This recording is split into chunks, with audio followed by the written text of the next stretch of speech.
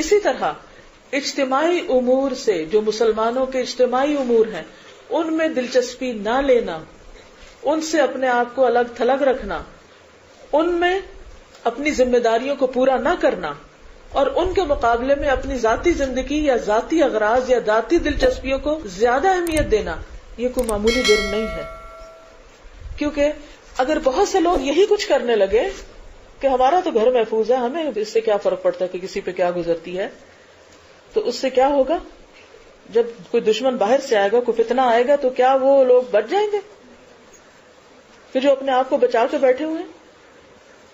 اگر مثلا دین کے لیے کوئی لوگ اکٹھے ہوتے ہیں اور وہ ان کوششوں میں بھی آپس میں اکٹھے نہیں ہوتے، تو نقصان کیا ہوگا؟ کوششیں بے برکت ہو جائیں گی، وہ مقصود پورا نہیں ہوگا، دین پر عمل کے راستے میں رکاوٹیں آ جائیں گی، چاہے وہ کسی بھی قسم کی ایفرٹ ہو، کوئی بھی کام ہو.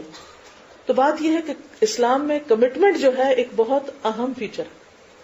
جس قوم میں، جن لوگوں میں کمٹمنٹ نہیں ہوتی، وہاں پھر برکت نہیں ہوتی، چاہے وہ دنیا کو کوئی کام ہو چاہے دین کا کام ہو.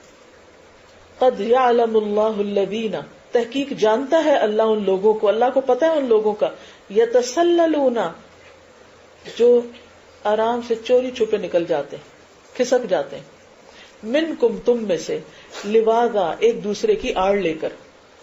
نبی صلی اللہ علیہ وسلم کے زمانے میں منافقین کیا کرتے تھے کہ جب بہت سارے لوگ جیسے آئے، آپ نے مجلس شورا شروع ہوئی، جیسے جنگ احد کے موقع پر ہی ہو رہی تھی، اور بھی اسی طرح اہم مواقع میں آپ زیادہ لوگوں کو بلاتے تھے.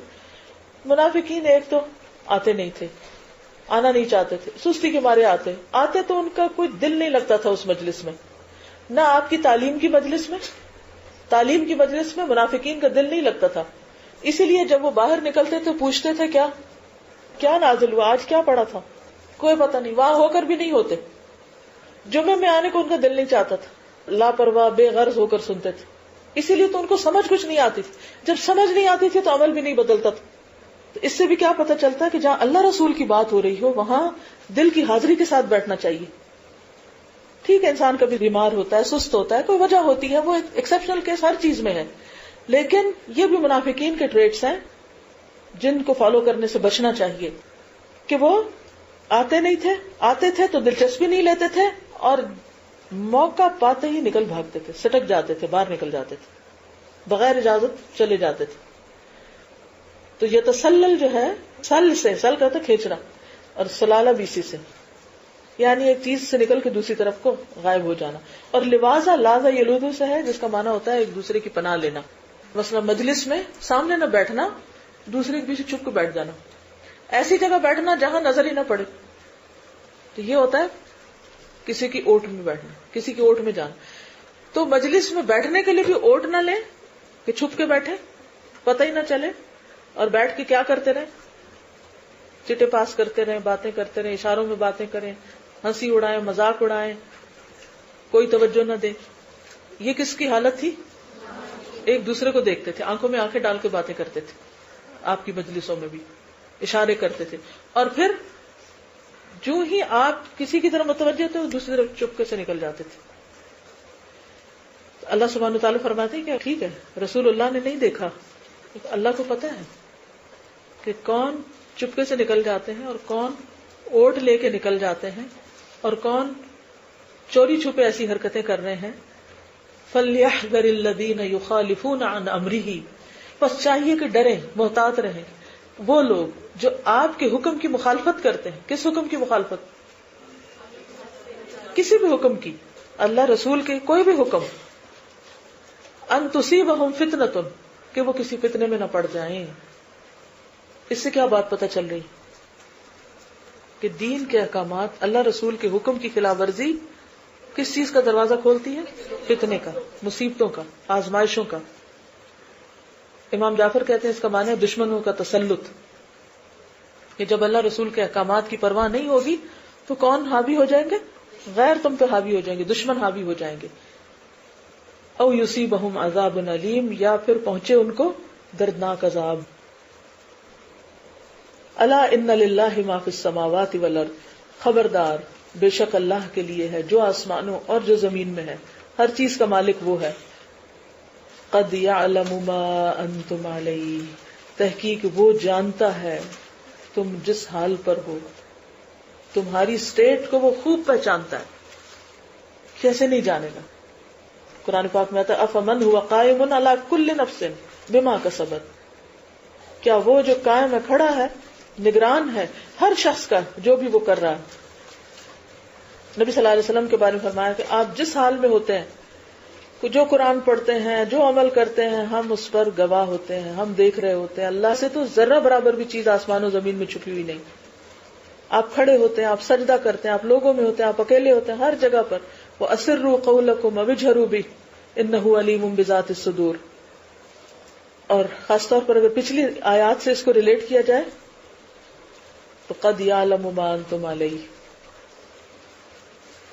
جو تم کر رہے ہو نا، اپنی ذات کو ترجیح دیتے ہو یا ذاتی کاموں کو ترجیح دیتے ہو یا پھر اجتماعی کاموں کو ترجیح دیتے ہو، دین کے کام کو ترجیح دیتے ہو یا دنیا کے کام کو ترجیح دیتے ہو، تمہاری پرائرٹیز کیا ہیں اللہ کو سب پتا ہے. قد جب آ جاتا ہے نا تو تحقیق کے لیے ثابت شدہ بات ہے. وَيَوْمَ يُرْجَعُونَ إِلَيْهِ. اور جس دن وہ اس کی طرف لوٹائے جائیں گے. کون؟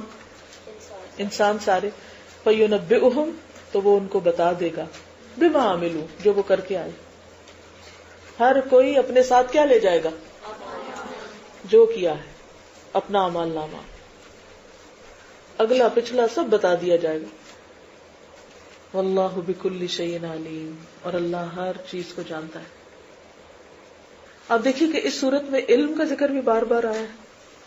آیات بینات کا لفظ بھی 9 بار آیا ہے. اگر آپ دوبارہ اس صورت کو اپنے طور پر پڑھیں اور ہر آیت کے اختتام پہ غور کریں تو آپ کو بہت سی نئی چیزوں کا انکشاف ہوگا. کیوں بار بار یہ کہا جاتا ہے کہ اللہ سب چیزیں جانتا ہے، سب کچھ جانتا ہے؟ تاکہ ہم اللہ سے ڈریں. جب تک اللہ سے نہیں ڈریں گے نا ہمارے حالات نہیں درست ہو سکتے. لوگوں کا ڈر نہ کچھ زیادہ کروا سکتا ہے اور نہ کچھ زیادہ چھڑا سکتا ہے. لوگوں سے اگر پردہ کرنا ہے تو پھر تو ہو ہی گیا. اور لوگوں کے ڈر سے اگر آپ نے آداب استیزان اندر آنے اور جانے کے احکام ماننے تو پھر بھی وہ ان پہ عمل نہیں ہو سکتا. اندر میزان ہوگا، خدا کا ڈر ہوگا اور اس بات پہ یقین ہوگا کہ اللہ کو ہر بات پتہ چل جاتی ہے تو ہی عمل درست ہو سکتا ہے. اب چونکہ وقت کم ہے تو ان آیات کا ریکیپ نہیں کر پاؤں گی، لیکن الحمدللہ اس پوری صورت کے فلو چارٹس انٹرنیٹ پہ آپ کو ملیں گے جس میں پوری صورت آپ ایٹ اے گلانس دیکھ سکیں گے کہ ایک ایک آیت کے اندر کیا کیا حکم ہے.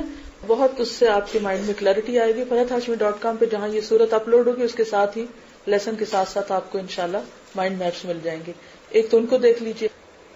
دوسرا یہ کہ وہ مجھے بتایا گیا کہ سورت نور کے کیسٹس ہیں، ان کے مزید ڈسکاؤنٹ ہیں.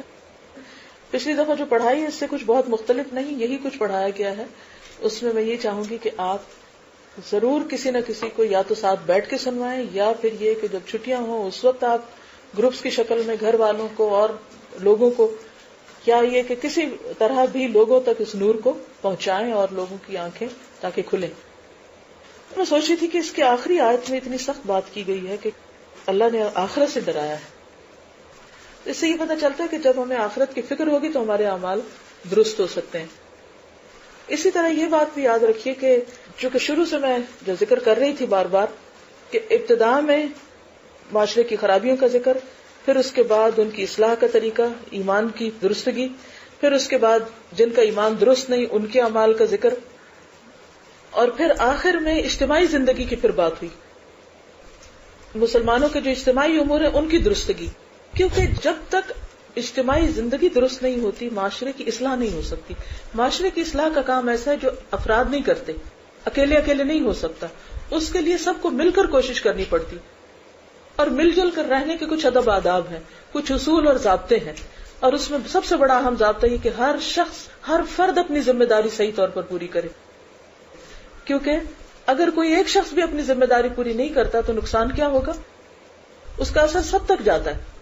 اور پھر یہ کہ بیوت کا ذکر ہے، مساجد کو آباد کرنا، اللہ کے گھروں کو آباد کرنا، اپنے گھروں کے اندر نور پھیلانا، ایسے ادارے تعمیر کرنا، ایسے اداروں کے اندر مل جل کر کوششیں کرنا کہ جس سے نور پھیلے اور جس سے جہالتوں کے اندھیرے ختم ہوں اور دنیا میں بھی امن سے رہ سکے. زنا جیسی خرابیوں کی وجہ سے جو فتنے فساد ہیں ان کے جو اثرات نسلوں پر اور معاشرے پہ پڑتے ہیں اور اس کے ساتھ ساتھ آخرت میں بھی کامیاب ہو سکے. ابھی آپ نے ذکر کیا کہ جب تک معاشرہ اجتماعی طور پر درست نہیں ہوگا تو اس وقت تک معاشرے میں سکون نہیں ہوگا. تو ہم نے اس سے پہلے بھی آپ سے درخواست کی تھی کہ اگر آپ کی سرپرستی میں بچوں کے لیے کوئی ایسا اسکول جس میں اسلامک ایجوکیشن اور دوسری ایجوکیشن جو ہے وہ اکٹھی ہو، تو میں سب سے درخواست کروں گی کہ ہم لوگوں کے اندر جتنی ابیلٹیز ہیں، جو بھی کیپیبل لوگ ہیں، جو بھی اس سسٹم میں کام کرنا چاہیے، آپ کی اجازت سے اور ہم لوگ کے مطلب وہ اکٹھے مل کے اگر اپنی سروسز کو آفر کریں تاکہ ہم اس کو گراس روٹ لیول پر شروع کر سکیں، تاکہ معاشرے میں ہم بچوں کے اندر اس چیز کو پختہ کر دیں تاکہ ایک اچھا معاشرہ جنم لے سکیں. جزاکم اللہ خیرن. خواب تو میرا بھی یہی ہے. صرف مشکل کیا ہے، اب تک بھی جتنا بھی ٹوٹا پھوٹا کام ہوا ہے اس میں بھی سب سے زیادہ مشکل لوگوں کی کمٹمنٹ نہ ہونا. سارے پروگرام، سارے آئیڈیاز، سب کچھ دھرا رہ جاتا ہے جب ان کو امپلیمنٹ کرنے والے لوگ نہیں ہوتے. انتہائی تکلیف دہ چیز ہے، انتہائی تکلیف دہ، جس کی وجہ سے وہ نہیں ہو پاتا جو ہو سکتا ہے، پاسبل ہے. صرف ایک چیز ہی روکتی ہے مجھے اس چیز کو آگے بڑھانے سے، اور وہ ہے لوگوں کی کمٹمنٹ. اگر آپ میں سے صرف چند لوگ بھی اپنی زندگی کو حاضر کر دینا کہ اس کو کر کے چھوڑنا ہے، اپنی ذات سے زیادہ ترجیح دینی ہے، تو تب یہ کام ہو سکے گا اور تب ہی کوئی کوالٹی آ سکتی ہے. ورنہ تو پھر بہت ہو رہے ہیں کام، ایک اور شروع کر دے تو اس میں اس کا کیا فائدہ. صرف ایک چیز نے روکا ہوا ہے اور وہ ہے افراد کی کمٹمنٹ، کہ جو کہے کہ میں کروں گا پھر وہ اس کے قول اور فعل میں تضاد نہ ہو، پھر وہ کرے. کیونکہ کوئی کام کیے بغیر نہیں ہوتا. اور بچوں کے لیے اچھے رول ماڈل کا ہونا بہت ضروری ہے. اگر ٹیچر ہی غائب ہے، استاد ہی نہیں ہے، وہ آج اس کا ایک کام ہے اور کل دوسرا کام ہے، اسکول کا کام کرے گا خاک. تو اس میں سب سے زیادہ آپ کی صلاحیتیں اور آپ کا وقت اور آپ کی کمٹمنٹ چاہیے. اور اگر وہ ہے تو میں حاضر ہوں دل و جان سے. لیکن اگر وہ نہیں تو بہت سخت ڈر لگتا ہے کہ لوگوں کی زندگیوں سے نہ کھیلیں.